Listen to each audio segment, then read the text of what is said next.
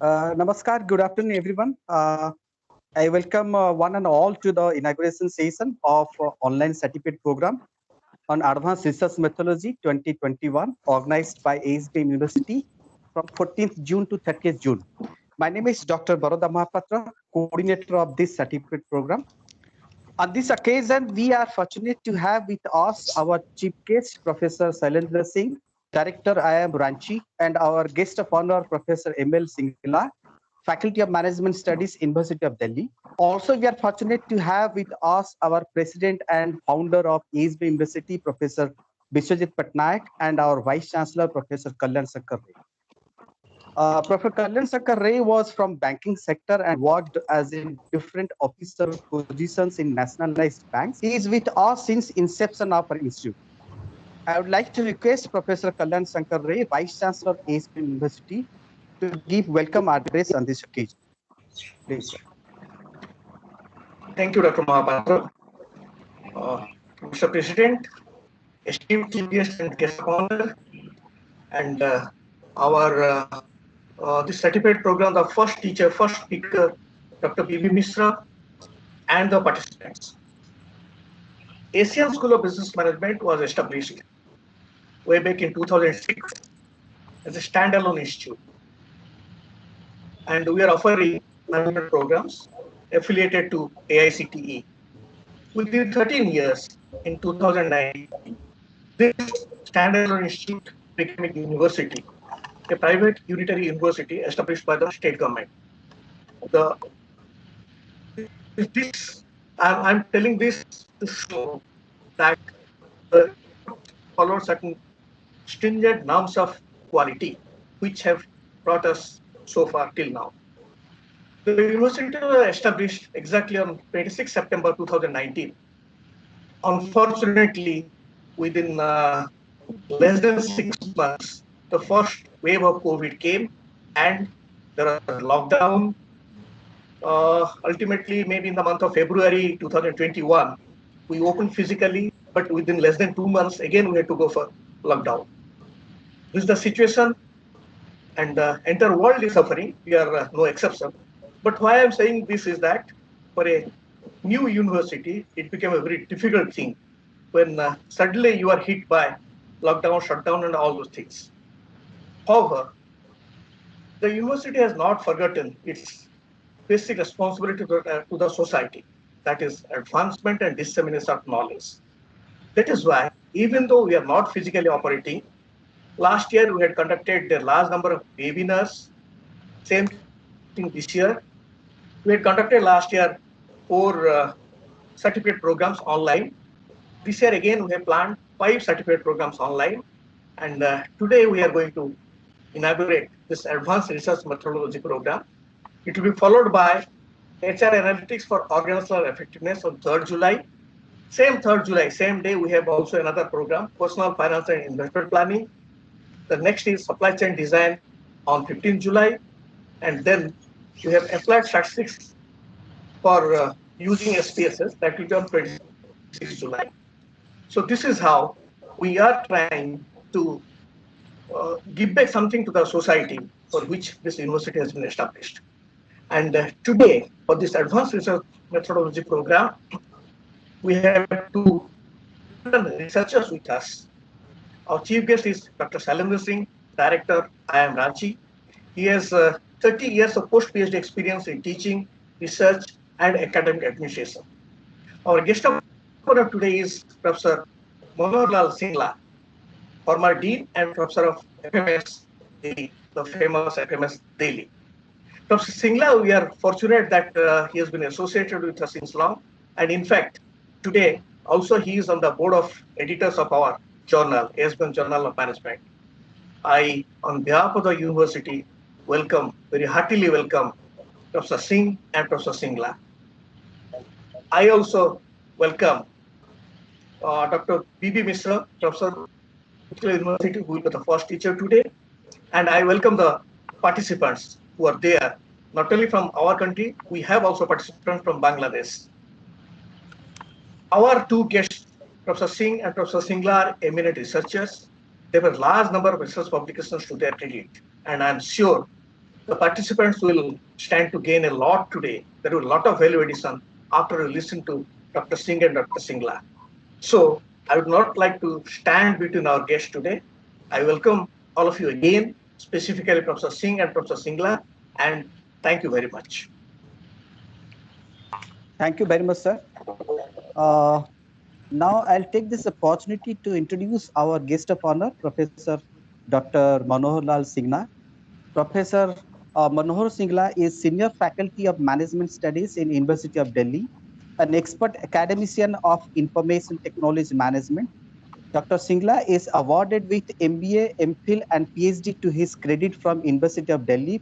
Previously, he has been the head and the Dean FMS, Dean Examination, Chairperson Task Force on Reengineering, University of Delhi. Professor Singla has more 5 dozens of research recognitions in research journals, books, and conference. He has also presented a series of research papers in many national and international conferences. He has two widely acclaimed books to his credit on public sector management and IT tools and applications. He has supervised 10 PhD research scholars so far, and 6 are currently working under him. Dr. Singla's areas of interest are information technology, management of information system, business process reengineering, customer relationship management, and general management. Now, I would like to request Professor Singla to address this virtual gathering. Please, sir. Thank you very much, Dr. Mohapatra. Okay, sorry to interrupt you, sir. Before that, I need to announce, I request all the participants to mute their video and audio so that we can avoid some technical glitches during the deliberation of our guests. Thank you. Please, sir. Wonderful. Dr. Mohapatra, am I audible? Yes, sir. Audible, sir. Clear. I'm so glad to meet my friends, Dr. Patnaik and Dr. Swadhin Singh. Dr. Patnaik, President of ASBM University, Dr. Ray, Vice Chancellor of ASBM University, Dr. Singh, Director IIM Ranchi, other colleagues, participants, ladies and gentlemen. I feel obliged that I have been invited to speak to you today afternoon. During this pandemic, even getting an invitation is becoming very, very important because there is no other activity that we are doing right now. So thank you very much for inviting me. I feel honored to meet so many colleagues from all over. I understand we have some international colleagues also who have joined this particular program. Well, the topic I think is very crucial at this juncture when Government of India is pushing the institutions and universities to be among the global rankings. So I can see a lot of movement, for example, QS ranking, PHE ranking, and other than NIF and NAC and all those things. So, and I have been involved in QS rankings or PHE rankings at University of Delhi and a couple of other universities. It is crucially important that research component of universities and institutions must be enhanced. Only then we stand a chance to be somewhere in the in the global rankings or the national level rankings. Friends, we have an expert, Dr. Swadhin Singh, who is going to be addressing all of us. So I will still like to make a beginning somewhere over here.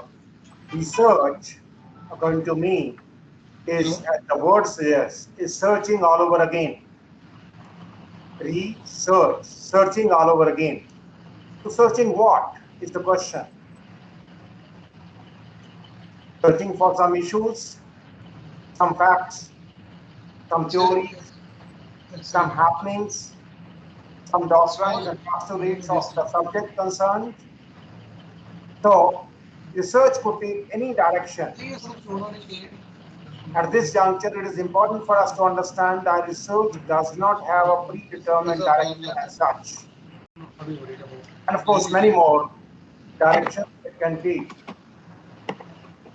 Some people say that I have arrived. I'm an accomplished researcher. Friends, research is always a beginning. The next phase of research, you learn something more. And all of a sudden, you start realizing that what I was doing was nothing as compared to what I'm doing now. So please consider every achievement of yours as a beginning. Management graduates always have been considered to be viewed to be different by the industry. And I think research is no different. Like I still remember 30 years back, we were considered to be doers. We knew how to soil our hands, but we could not envision. So we were doers. Some 15 years back, these schools started producing visionaries. We did not know how to do the work. We could create a vision. But today is the age when we are neither creating doers nor creating visionaries. We are only creating outsourcers. We are only creating outsourcers. And unfortunately, research is also getting outsourced in many instances. I still remember a very dear friend of mine, one of my classmates from FMS itself. One day he calls me up, very well placed in the industry, a number of forums at the national level. And invariably on our WhatsApp group, we only see his photograph with the Prime Minister of India. So that kind of achiever. So one day he called me up, he said, boss, I want to do my PhD. I said, of course you can do. So I want to make a beginning. I said, yes, tell me, you will be my guide. Okay, I'm grateful. So somebody will come to meet you and please guide them. How do I pursue my PhD? And after 2 hours, two of his assistants, some young looking, a boy and a girl, walked into my office and they told me that our boss, your friend wants to pursue his PhD. Please tell us how to go about it. So outsourcing is also being, research is also being outsourced. And in front of them only, I called him up. I said, why only today? In your next birth also, you can never think of what is the meaning of PhD. So drop it. Come and have a cup of tea one day, but drop it. You can't do research. So friends, globally, when we look at it, we talk about two institutions very fondly. We talk about Harvard Business School. We talk about MIT. When it comes to photo ops, we think about HBS. When it comes to networking, we think about HBS. But when we talk about serious research, we talk about MIT. We talk about MIT. Invariably, it is MIT which is ranked number 1 by QS and THE and everything. So that goes to say that research is going to be the most important determining factor where the institution will be respected and how it is going to be respected. I'm reminded of an institute in Israel. I visited that institute once. It's called Weizmann Institute of Science. I'm sure most of my colleagues are aware of this institute. 6 Nobels and 3 Turing Award winners are associated with it. How do you like it? 1 National Level Institute of Israel. 6 Nobels and 3 Turing Award winners are associated with this particular institute, one single institute. And I was looking at the list of Nobels which are announced in 12, 13, 14. The people who were awarded Nobels at one time or the another, they spent some time at that particular institute. You'll be surprised that the first director of this particular institute was a Nobel laureate, in fact, who was offered the directorship of this institute. When it comes to Israel, there are 9 universities state funded. 4 of them are among the top 150 in the world. Dr. Patnaik, you know what is the meaning of coming in one of the top 150 in the world. Very lately, the QS rankings have been announced for this year. And I'm sure you are aware of it, that how many of our institutes, our country institutes, are ranked among the 150. And out of 9 universities, 4 of them are ranked among the top 150 institutes in the world. I look at research as a serious leadership issue. Serious leadership issue. As president of an university, as vice chancellor of a university, as dean of an institution, as director of the institution, do we really provide that kind of leadership to the institution, to the researchers, faculty, and the research students to follow a particular path? To follow a particular path so that we are able to make a difference, make a contribution. I still remember I was being interviewed by for professorship at FMS, and the visitors nominee, I will not mention the name, it is not fair. The visitors nominee asked me, "So you have made so many publications?" I said, "Yes, sir. By the way, what do you think that where should a professor of FMS should be publishing?" I said, "Well, this is a googly question." So I said he should be publishing in Decision Sciences.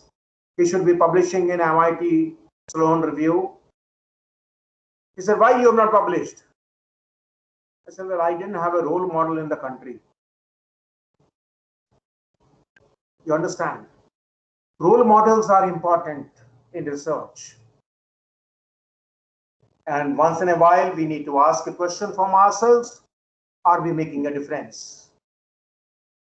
Are we making a difference? Once a young colleague walked into my office. He said, "Sir, I'm your admirer." I said, "Well, I'm not only humbled, I'm also grateful to you for thinking like that.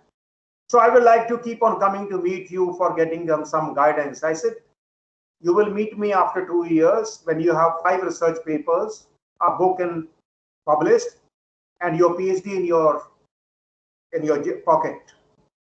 Only then we will have a cup of tea now. If you consider I'm your admirer, then I must help you out." And believe you me that today is a full professor at University of Delhi.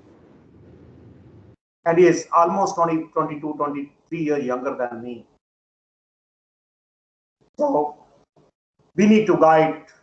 It's our responsibility that we should guide our youngsters on the right track. I recall in 1986, I used SPSS for the first time.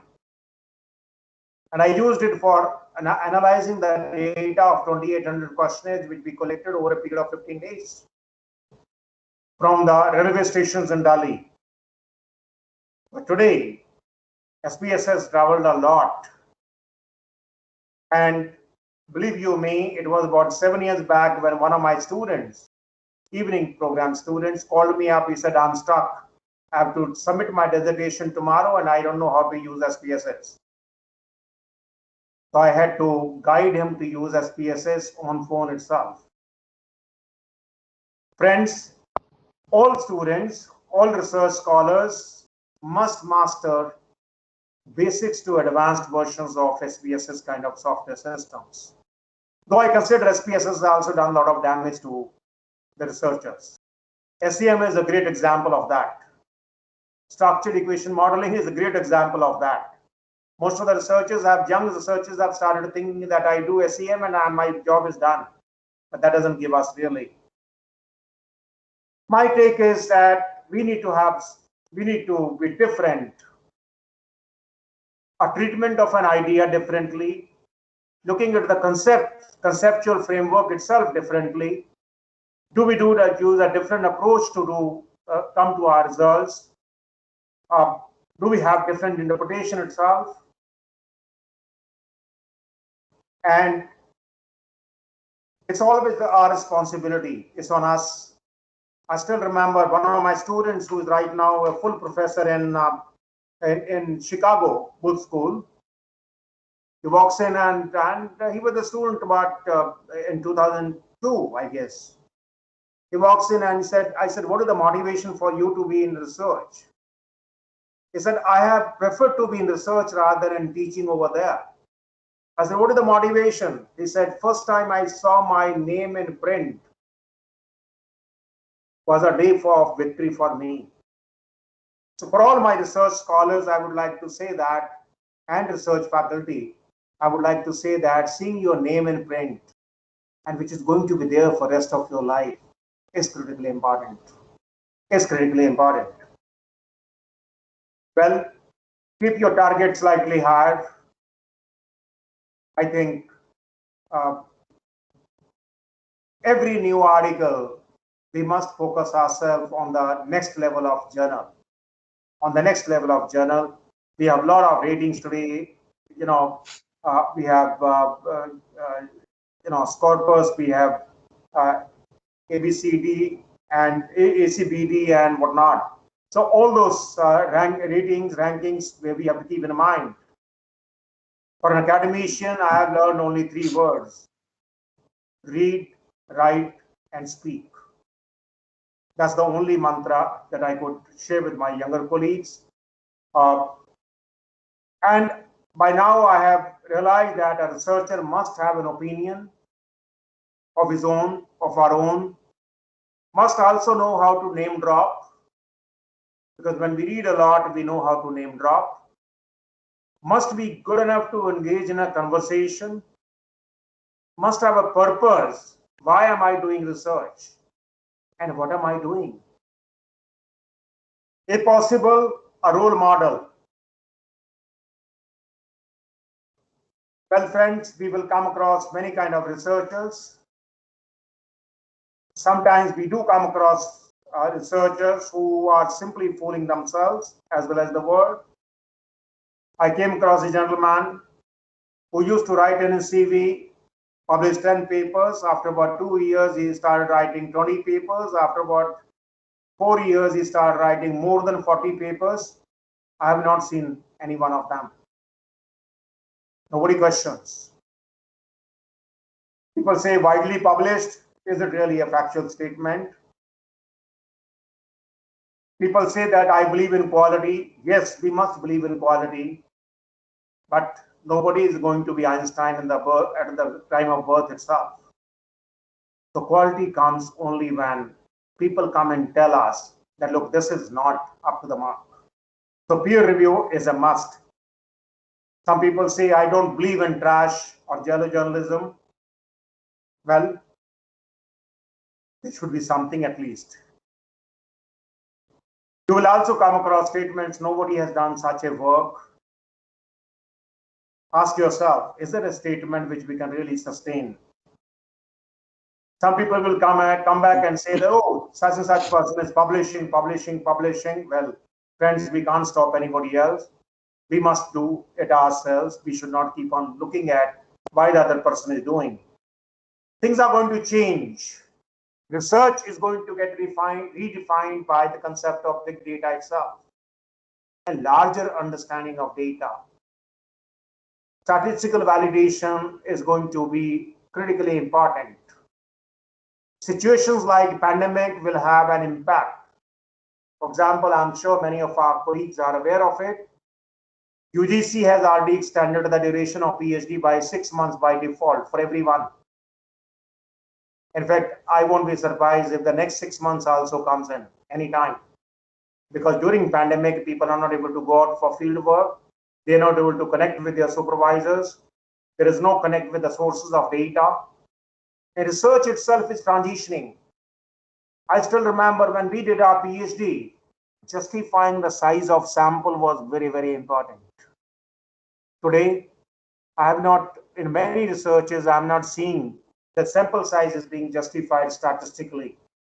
And validation of results used to be so important. Today, I see there is a shift from that particular thing. And I just mentioned, SEM has done enough harm to the original thought process of the researchers. Be careful. Management on net, material on net is a serious dent, because we do not do that kind of labor, and everything which is there on the Wikipedia can't be trusted, can't be relied upon. Depth in conceptualization itself is a reality, is a graduality today. And it is more so in applied subjects like management. I have 3 examples in front of me. A researcher with almost 35 years of experience, phenomenally well experienced in the industry, a big name in the industry, came down to do his PhD with me. It was very difficult for me to tell him to let his preconceived notions go off. It took me 2 years to convince him that what you already know is not research. What you already know is not research. Research is what you actually do with the help of primary data or secondary data now. Your opinion is not research. Then I have another student who was a fresher. She did such an extensive validation of the results and our tools that me as well as the review set of examiners were thoroughly impressed with the kind of work that she had done. So there are a spectrum of people. So we still need to establish the relevance of research. Are we adding to the body of knowledge, or are we going to create something which will be applicable to the industry? Still, ultimate respect for an academic will come from how many people talk about your work. I'm repeating the last sentence of my words. Ultimate respect for an academic will come from how many people talk about your work, and that too respectfully. And friends, that is research work. Thank you very much. I'm glad to be here with you, and I'm glad to have such a wonderful audience. Thanks a lot. Thank you very much, sir, for your inspiring words. Now I'll take this opportunity to introduce our chief guest, Professor Dr. Sailendra Singh. Professor Singh is the director of Indian Institute of Management, Ranchi. Prior to that, he was the dean, research and professor in the area of human resource management of Indian Institute of Management, Lucknow, with a PhD in organizational behavior from IIT Kanpur on the topic executives under stress, explorations in the structure and dynamics. Dr. Singh has more than 34 years of vast and varied experience in research, training, administration, and consultancy. He has a wide coverage in publications of research activities, which has bestowed him the Indian Council of Social Science Research Publication Grant Award. Earlier, he has been actively involved with many reputed institutes like IITs, IIM, IIIT, NIT, NLU, Banaras Hindu University, University of Delhi, University of Cambridge, UK, Aston Business School, UK, University of Kelania, Sri Lanka. Dr. Singh is a visionary academician with core values of integrity, social responsibility, productivity, collaborative community, and experimental learning. His areas of expertise are organizational behavior, emotional intelligence, human resource development, stress management, pedagogy, psychometric method, ethics, global awareness, and social innovation. Now, I would like to request Dr. Singh to speak few words on this occasion.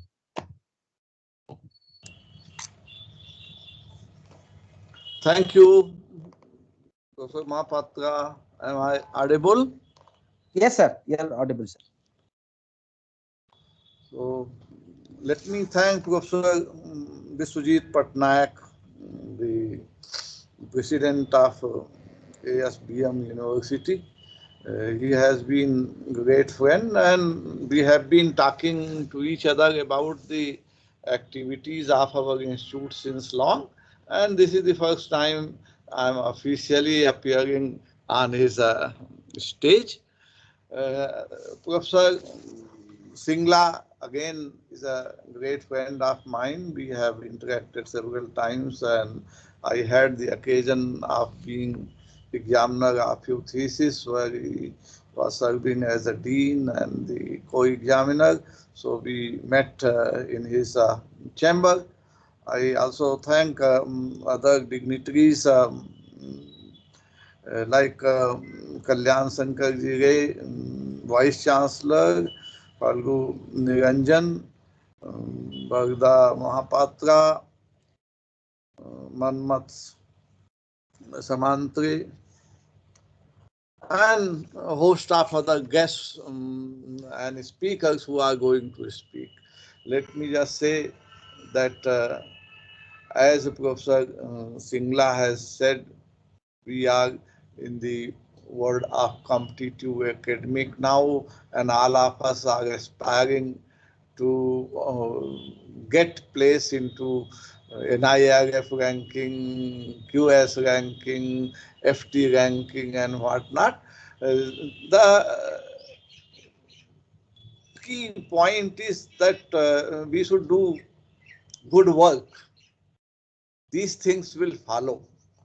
And as Professor Singla has said, I second that our work should be relevant work. Let me just say that if we are just doing research which nobody reads, then we are simply whiling away some papers and some space in the journal.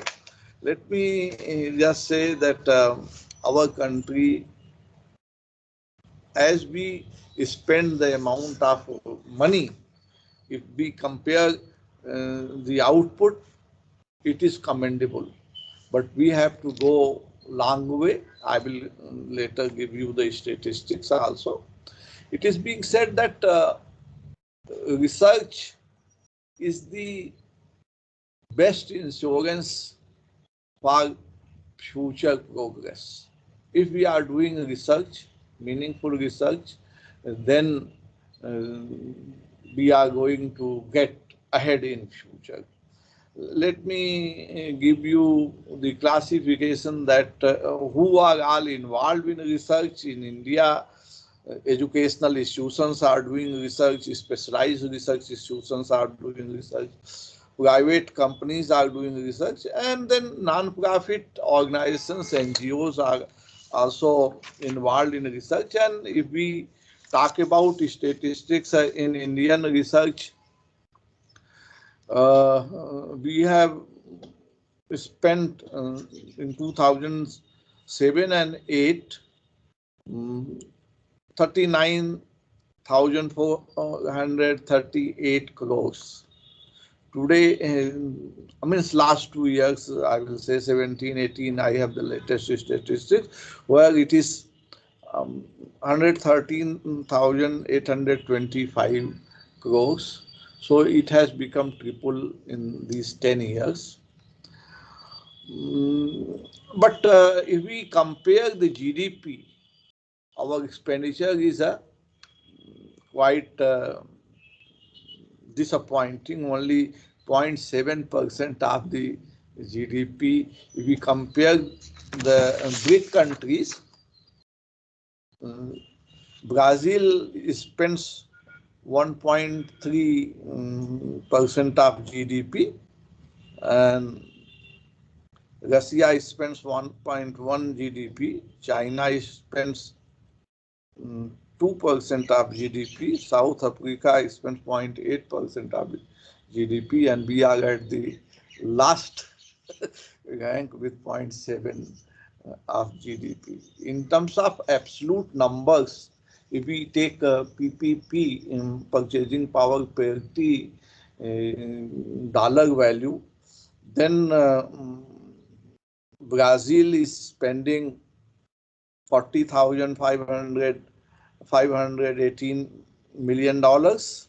Russia is $40,360 million, and China is $346,266 million, and South Africa is also ahead of us. That is $5,266 million, whereas India spends 47,574 million dollars. So if we see these statistics, we will be slightly demoralized, but there is no cause of demoralizing. Our scientists are doing good job and great job, and even in past they have done the great job. You may be knowing C.B. Raman. C.B. Raman did not have the facility of great lab. He was a auditor by his profession, but did his work in his own private setup laboratory and did something which was a Nobel Prize winning activity. So research investment is important, but even with the smaller investment we can do. The pattern of investment, if we see, central government invest around 45.4% of the total investment that happens in the country on research. Then private sector is doing 36%, and rest of the sector, state sector, is a very poor, spending only 4.6%, and others rest are done by public sector industry and higher education. The share of higher education is also not very high. It is only 6.8% of the total expenditure that we are doing. So keeping this, and I have already given you the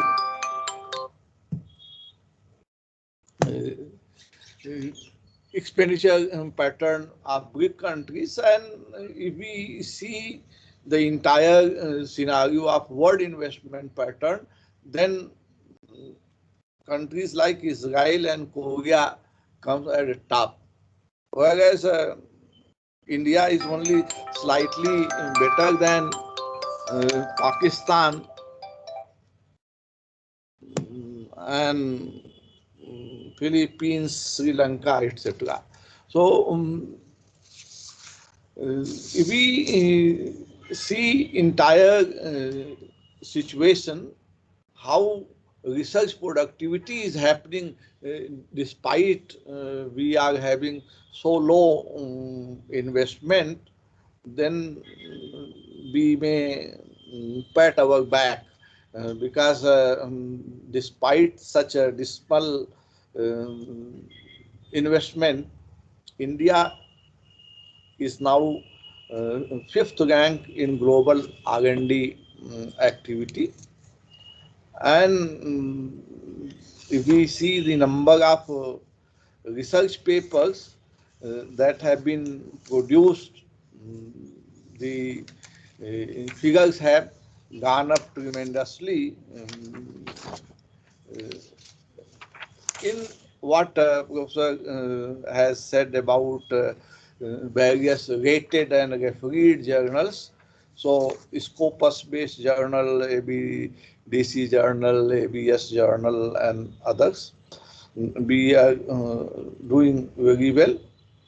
Similarly, in terms of doctoral research, our number is quite high, and our research career is also getting much and much award than what we should see. Keeping the entire scenario in mind, if we compare the business school and scientists, that's where business school has edge over R&D and scientists salary as well as progression. And today more people want to join business school and business rather than becoming pure scientists or applied scientists. So there is a need for more incentive for research and development than what we currently have. We want to attract better talent in the system. Research, as far as the research activity is concerned, my teacher used to say very special thing that you have to become mad, and research is a self-inflicted pain which you start enjoying. If you really enjoy that self-inflicted pain, then only you can be a good researcher. As Professor Singla said, the example that he had two subordinates of his disciple who had visited his office. Nowadays, we also have something called executive PhD. So, executive PhD candidates are in that uh, domain, and we must make our system so robust that non-serious and such kind of people who want PhD as a feather in the cap, but not really interested in doing the hard work, that we have to keep ourselves. PhD should not be very easy and should not be given as a business proposition. PhD should be earned by people, then only things will improve. And for research, I would like to also say one thing. Research should be contextually relevant. What problem your research is going to solve? What theory it is going to challenge or it is going to extend? If this thing is not happening, then I do not know what is the meaning of the research. When I was in my first organization after PhD, in Sri Ram Center for Industrial Relation and Human Resources. Executive Director was Mr. Arun Joshi. He used to ask simply one question: who is the client of your research? Your countrymen, your industry, students who are doing PhD, students who are doing masters, are the policy makers. Who is your client for whom you are writing? And then address um, in a journal which is read by these people who are your client, and based on that only choose your writing. So if you write in a esoteric journal in Australia, which is never seen and cited by people where you are working or your clients are working, then I don't know to what extent uh, the work that we are doing is relevant. So we have to see that whatever we are doing, that is contextually relevant, extends the knowledge, or supports or gives to answer to certain question, whether it is policymaker uh, asking that question, or it is the public or the industry that is asking question. So the pure and applied research issue is again being debated, and to what extent we should spend on pure research and to what extent we should spend on applied research. My take is that applied research stands on the sound footing of pure research. So pure research should also be given important importance in the entire research domain, and uh, funders should be putting good amount of fund on pure research. Definitely applied research is um, visibly more relevant and giving answers to immediate questions which are important. Today we are all facing COVID-19, so pure research will say from where it has come, how it has motivated, or what has happened previously to this. But applied research will say how to overcome the menace of this, what are the ways we can control the spread of this, what are the ways we can arrest through various vaccination and vaccination, what are the alternative to vaccination, etc. So in each field we have some or the other burning problems, and we have to solve those burning problems so that human life can become more easy, more comfortable.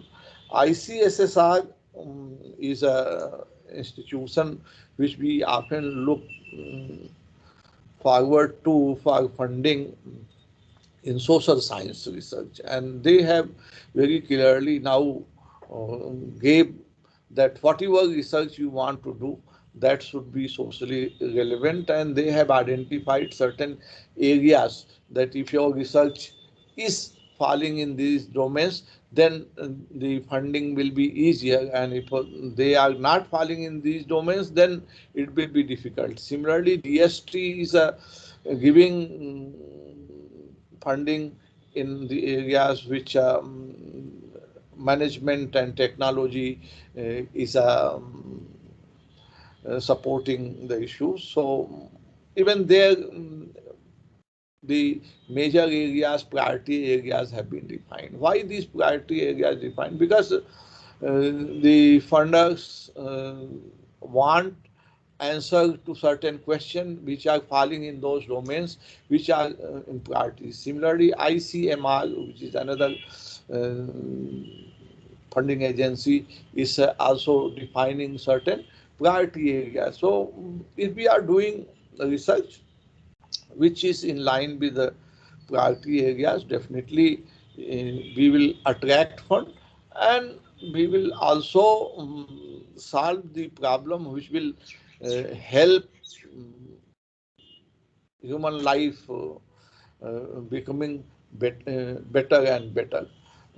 Social science research, when we do our management research, what we say is again problem solving in the domain of management, so that the industry, manager, worker, or employees' life becomes better. So customers' lives become better. So we have to develop our methodology in such a way that whatever answer we are giving, they are valid answers.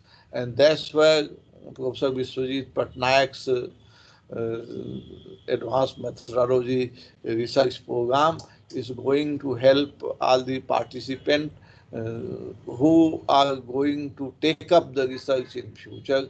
I will not go into nitty gritty of the research. Simply I can say, have a relevant problem, use relevant tool, use relevant methodology, and come up with a valid alternatives. Take those alternatives and check which one is working best, and whether that what are the boundary conditions or limiting condition in which your solution will work, and when your solution will not work. So keeping these things, and I will say also quality of data that you are collecting, be careful that what kind of data you have at hand.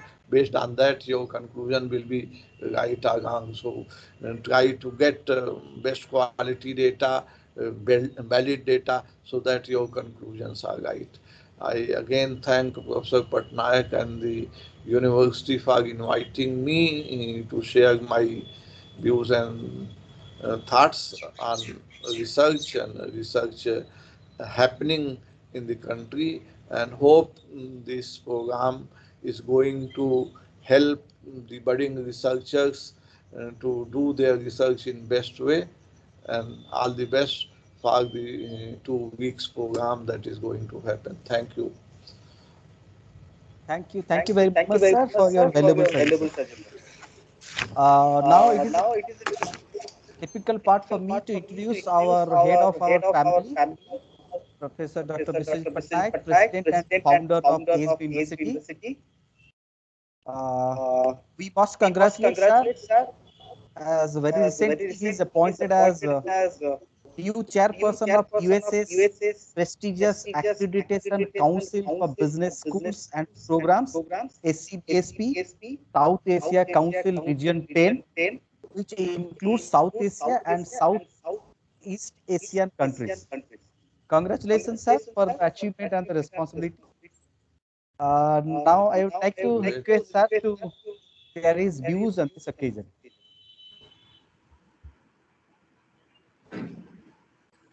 Professor Shailendra Singh ji, Professor Singla, our Vice Chancellor Professor Kalyan Shankar Rai, my colleagues Dr. Bharada Mahapatra and Professor M.N. Samantharai, the coordinators of this particular program, our Pro Vice Chancellor Dr. Falgu Niranjana, my faculty colleagues, those who are attending this program, and also my dear participants of this particular program. In fact, first of all, I would like to sincerely thank Professor Shailendra Singh and Professor Singla to be part of this particular program. I always try to identify people, those who are relevant for a particular occasion. And when we think about research, probably the task is very difficult to identify people who will be very relevant and pertinent on this occasion to speak and address the participants. Professor Shailendra Singh, I must tell you that he's a very well-known researcher. He's being respected because of his research contributions. And he is into social science, behavioral science, and management science. And the thought which he shared to all of you, I hope you must have seen. It is a very balanced view. So much of optimism. Of course, his concerns he has also reflected in his interaction. And I am very happy that Professor Singh could able to spare time to be part of this program. Secondly, Professor Singla, I think a very old friend and a person of management and IT. In fact, the application orientation of IT. He has done a lot of contributions. And personally, I regard him because he is a very good researcher. So thank you, Professor Singla. I was hearing both of them, and it is quite interesting to hear both the learned professors and researchers. In fact, Professor Singla gave a couple of comments which are very, very relevant in today's context. He explained so lucidly the meaning of research, the searching all over again. Many a times the research word itself has become such a big jargon that many students are scared when they hear the name of research. So I still remember one of the very prominent and very important mathematician, Dr. Swadhin Patnaik. I hope you must have heard his name. He said once that up to class 5 or up to the school, he was always finding difficult to pass in the mathematics. And he became the greatest mathematician, one of the greatest mathematician of India, and recognized outside India also. He said the basic problem is that we have created mathematics as such a complex phenomena at the school period.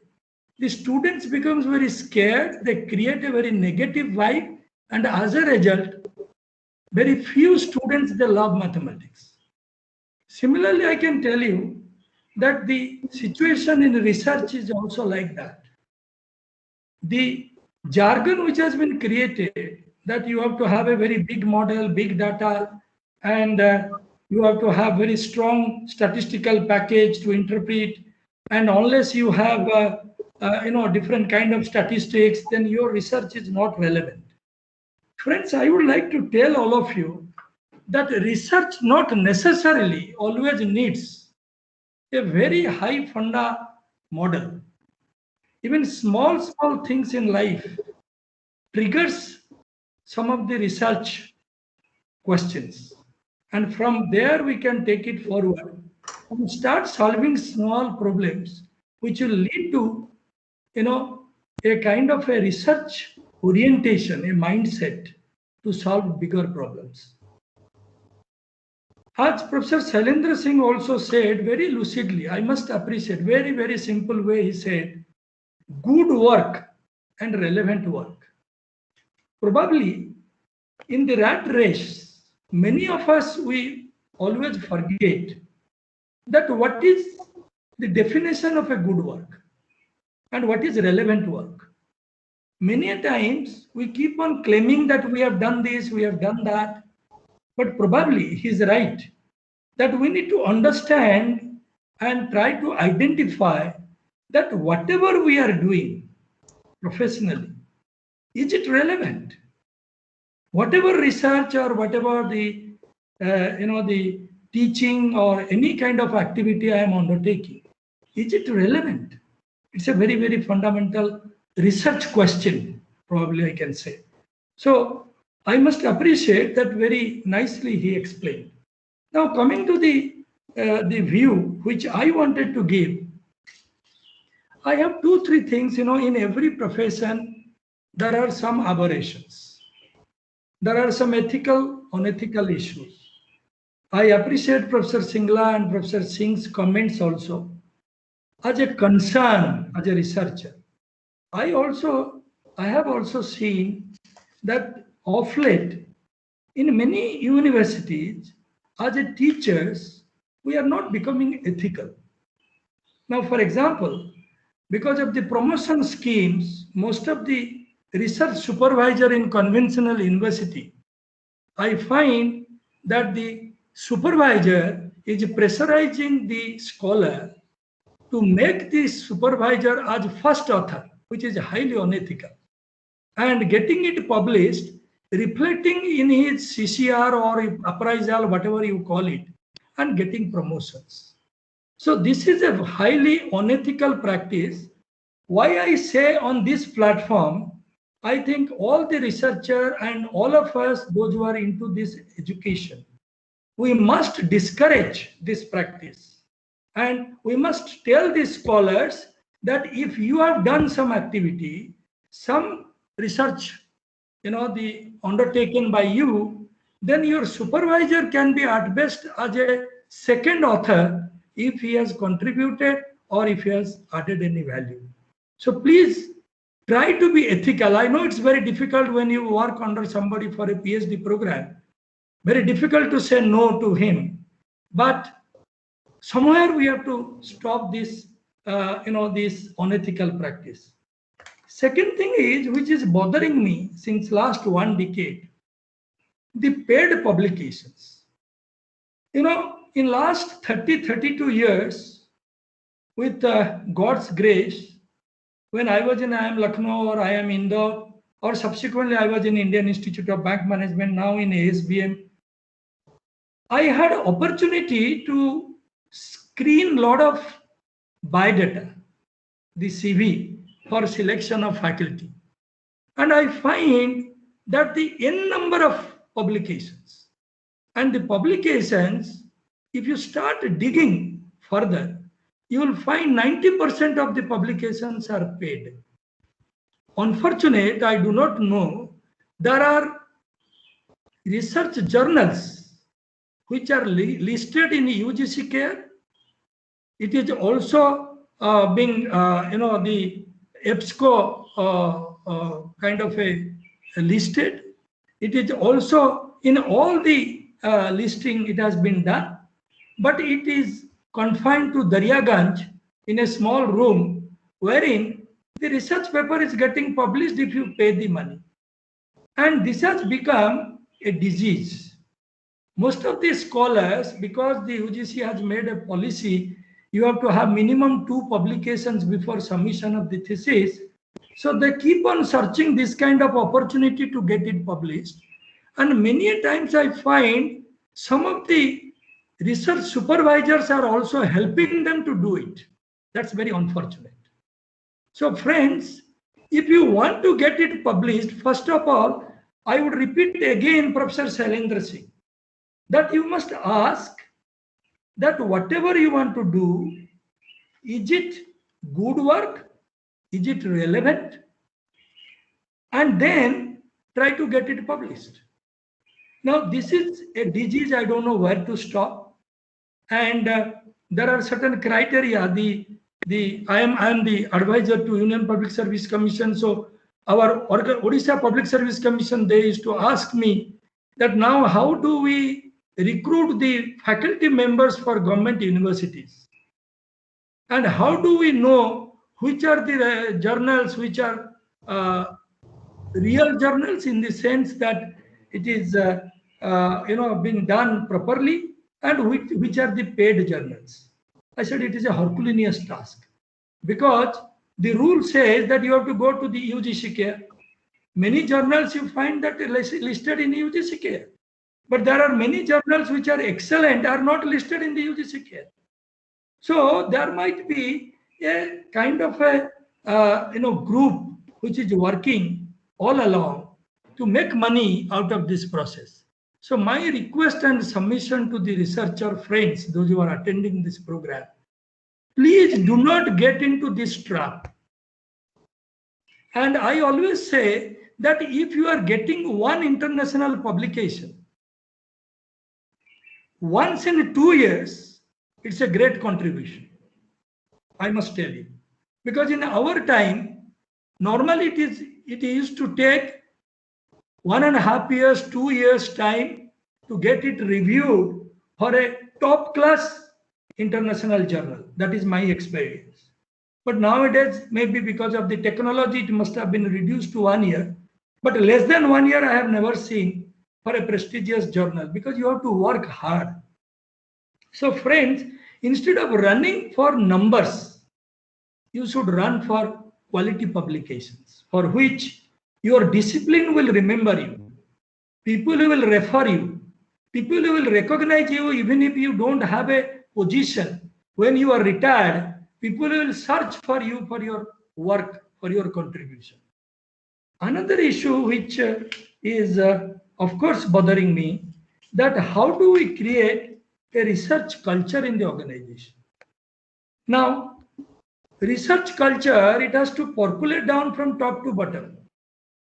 Now, if the leaders, I think Professor Singla also highlighted on this, if the leaders, they don't subscribe a strong belief that research is the backbone of any application-oriented practices, then the culture will not emerge. Unfortunately, all this ranking business or accreditation business, we are giving a lot of importance to the number game.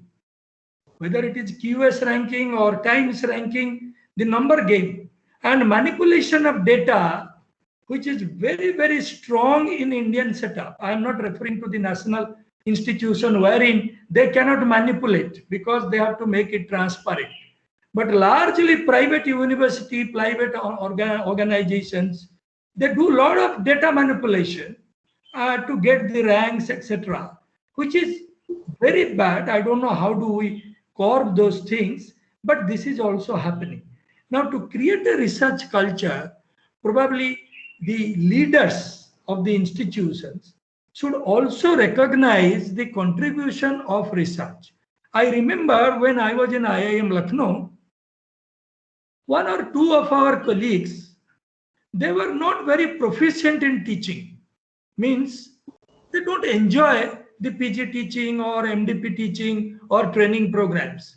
So that time I had a director. I am lucky to have director like Professor J.L. Batra, who was a authority in operations management. He did a lot of good research. He was telling that if a faculty, even if he doesn't teach, if he is producing excellent research publications for my institution, I am happy. So I am going to give him that time, energy, money, and funding to do research. Similarly, in institutions, if some people, some teachers, they have a passion or knack for research, and they are not very much interested only for teaching in the PG or undergraduate, we must give them more of a research allocation rather than teaching allocation, so that we can utilize them better, and we can utilize them as a mentor and attach young faculty to them so that they can groom them and mentoring them so that the people can come up as researchers. Now the last one, which is also very, very important. Now, of late I find that in social science, behavioral science, and management science, because I get a lot of theses for evaluation from central universities and very well-known university, I will not name them. And when I get the thesis, I'm astonished that in last 1 decade, most of the research problems are template research. It means the model has already been decided. The problem and outcome is already decided. Only it is putting into a frame and doing relevant kind of statistics to support and then make the thesis ready. I don't know, Professor Shailendra Singh and Professor Singla may agree or may differ with me, but this is my experience. And this is what I observe, and which pains me, which very much pains me. In one of the central university, I returned the thesis with a report, and I told that no way I can accept this particular thesis for award of the PhD. And in a very lighter sense, another friend of mine, a professor of the same university, he told, sir, next time you will not get the thesis. I said, I don't mind, because God has taken me to that position wherein I will not be evaluated in the yardstick of how many theses I have evaluated. So therefore, it is my duty now, it's my moral duty to protect the quality research of my discipline, if not in other areas. Now, very nicely, Dr. Shailendra Singh said natural science, physical science, wherein the things are different. I find that the quality of research is very high. But somehow, this soft part, people have named it as the soft part. People feel that the management science, social science, behavioral science, anybody and everybody is interested for a voluntary retirement from industry, or he is a post-retired person. He feels I can be a professor, I can be a great researcher because I have done a PhD. That's very unfortunate.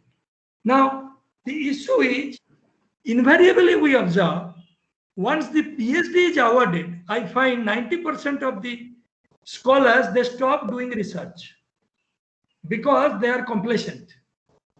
I have got a PhD. So how do we continue beyond PhD as a passion? The research is a very big challenge, is a very big question, and it's a food for thought. But what I say, I am not pessimistic. I am optimistic like Professor Shailendra Singh, and I feel that this new generation are highly informative, highly knowledgeable. But the only thing is, sometimes I find they lack patience, and they sometimes find that it is very difficult to spend a longer time in one position doing something repeatedly. So that sometimes bothers them. So how do we make them interesting, and how do we attract them to education and make them a good researcher is really a challenge. But I'm sure that in India, we have very good leaders. If I look at a couple of IIMs, excellent directors, my colleagues are already becoming directors, they have already become directors.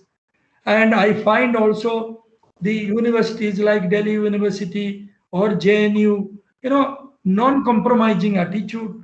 Probably some of the state university wherein we find there are a lot of aberrations. All of us, we should work together to bring a positive vibe, a positive research culture in different institutions. Once again, I thank Professor Shailendra Singh, a very close to my heart, a great friend of mine.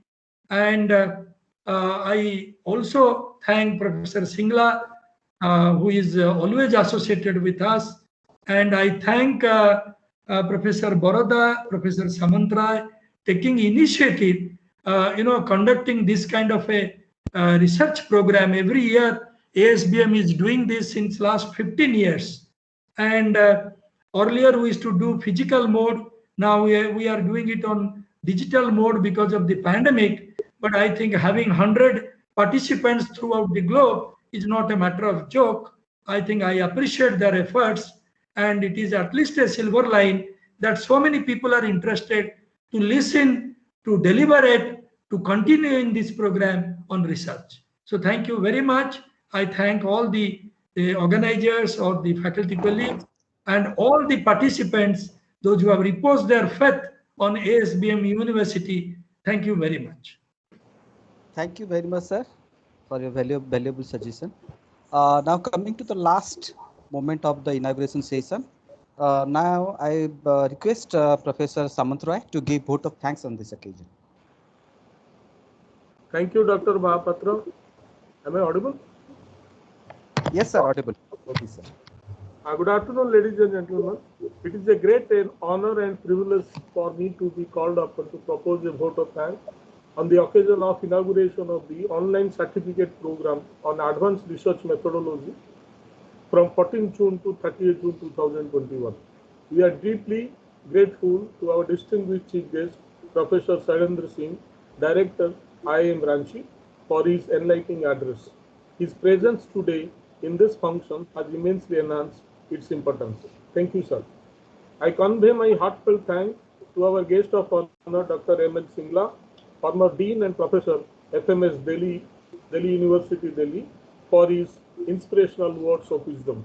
I place my sincere thanks to Professor Dr. Biswajeet Pattanayak, founder and president, ASBM University, for his able guidance in matters of pertaining to the growth and development of the university. Sir, your invaluable contribution, guidance, and encouragement has given a new impetus to our work. I extend my thanks to our respected Vice Chancellor, Professor Kalyan Shankar Ray, for being a constant source of inspiration for all of us. I would also like to thank our respected Pro Vice Chancellor, Professor Palgu Niranjana, for her support and guidance. I also extend heartfelt thanks to all the participants. We owe gratitude to the faculty members and technical staff who have supported us to ensure that the certificate program becomes a memorable. Thank you, sir. Thank you very much. Thank you, Professor Samantrai. Thank you, Professor Shailendra Singh, Professor Singla.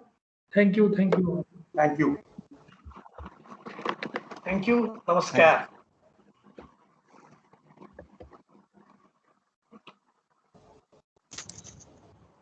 Professor Patnaik, can I now disconnect? Yes, please. We can withdraw now. Dr. Samantrai, I think we can withdraw now. Yes, sir. Yes, sir. Okay. Yes, sir. Okay. Thank you. Thank you very much, sir. Thank you.